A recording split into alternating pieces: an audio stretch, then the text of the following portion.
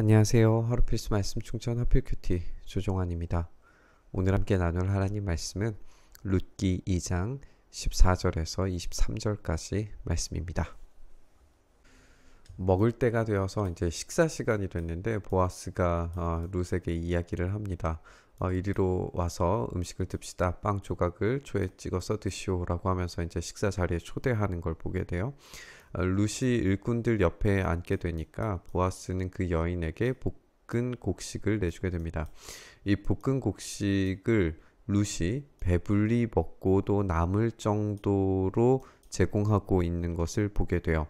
우리가 어제 함께 나눈 것처럼 이 보아스는 탁월한 사람이었고 이 탁월한 유대인을 보여주려고 하는 것이었다면 유대인들은 이 손님 대접하는 것을 굉장히 중요하게 생각합니다. 이것은 이제 명예와도 연결이 되어져 있는 것이고, 그래서 보아스는 지금 룻에게 이 손대접을 아주 탁월하게 해내고 있는 것을 보게 돼요. 근데 이런 탁월함이 배불리 먹고도 남을 정도로 제공함으로써 이제 넘치게 채워지는 건데, 우리가 이런 것들이 하나의 복선이 되어서 나중에 이 텅 빈 나오미가 얼마나 풍성한 존재로 결말을 맺게 되는지, 이 먹고도 남을 정도의 이 풍성함이라면 이 나오미의 텅 빈 것을 어떻게 하나님께서 풍성하게 갚아주실지에 대한 일종의 복선이라는 것을 우리가 생각을 해볼 수 있습니다.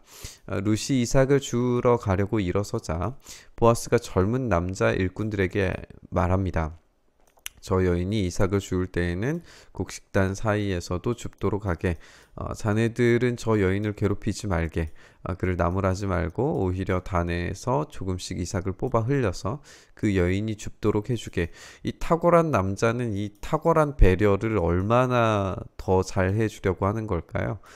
정말 멋진 이 보아스의 모습을 우리가 보게 되죠. 이렇게 배려하는 그런 모습들을 이 정말 소외되고 정말 약한 존재, 이 당시의 사회와 문화로 생각했을 때 정말 최하층에 있는 이 여인에게 할 수 있는 최선의 것을 지금 베풀어주고 있는 것을 보게 돼요. 룻은 저녁 때까지 밭에서 이삭을 주었어요. 주운 이삭을 떠서 보니 보리가 한 에바쯤 되었다라고 이렇게 됩니다. 이게 얼마나 많은 양이냐면 이제 한 에바라고 하는 것이 대략 한 22리터 정도 된다고 하거든요. 22리터 정도면 어떤 양이냐면 하루 일꾼들이 얻는 품삯이 0.5리터에서 대략 한 1리터 정도를 품삯으로 받는다라고 해요. 성인 남성 한 명이. 그러면은 얼마나 많은 양인지 대략 이제 알게 되죠. 그러니까 이 시어머니와 나오미와 룻이 먹기에는 일주일은 훨씬 더 넘게 먹을 수 있는 그런 양이었다는 것을 우리가 알게 돼요. 그러니까 여기에서도 지금 이 배불리 먹고도 남는 그런 정도의 양식을 얻었다는 것을 우리가 알게 되죠.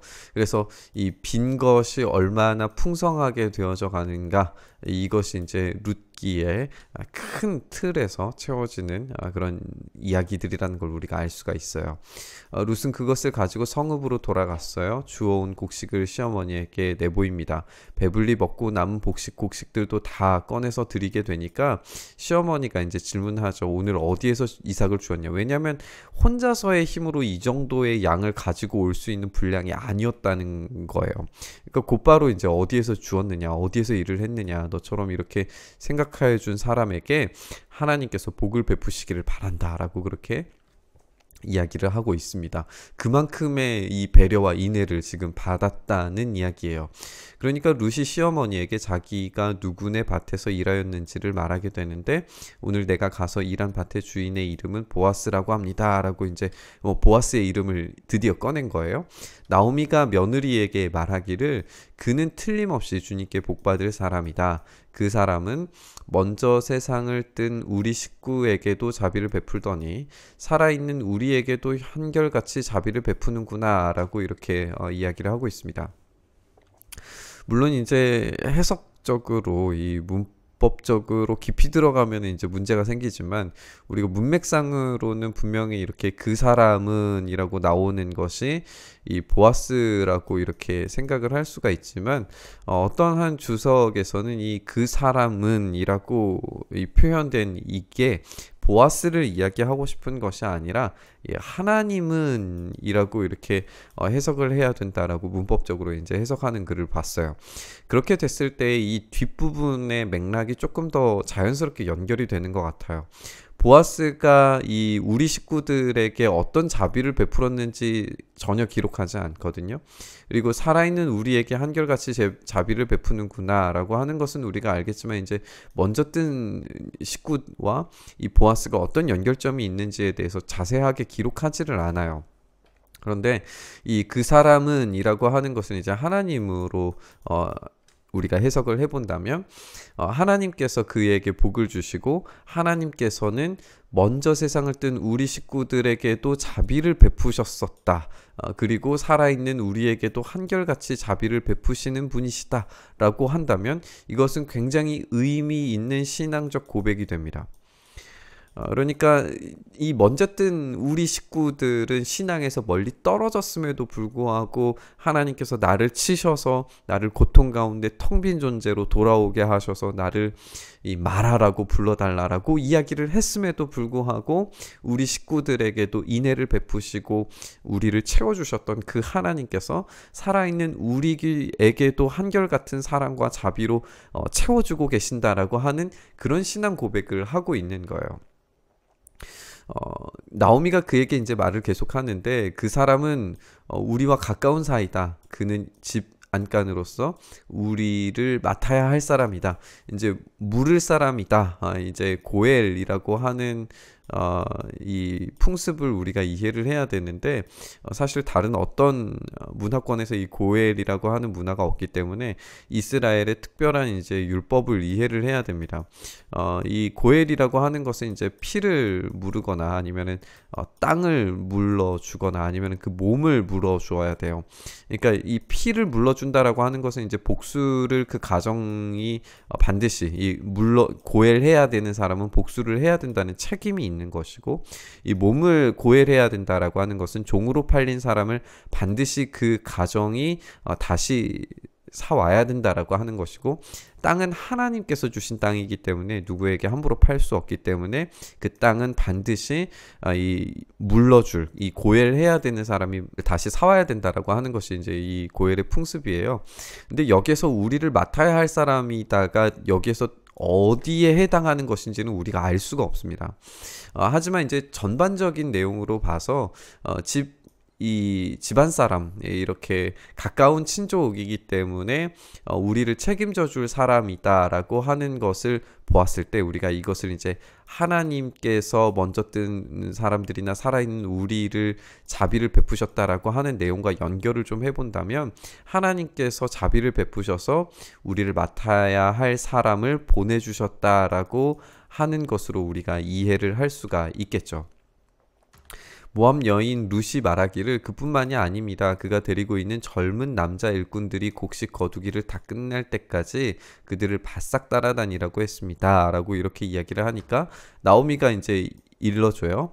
그가 데리고 있는 젊은 여자들과 함께 다니는 것이 좋겠다. 젊은 남자 일꾼들에게 시달림을 받다가 다른 밭으로 가지 않아도 되니 말이다. 여기서 이제 주의 깊게 볼 것은 이제 모압 여인인 이 룻에게 이야기했을 때는 젊은 남자 일꾼들을 따라다니라 라고 이야기를 했는데 나오미가 제안하는 것은 뭐냐면 젊은 여자들과 다니라는 거예요.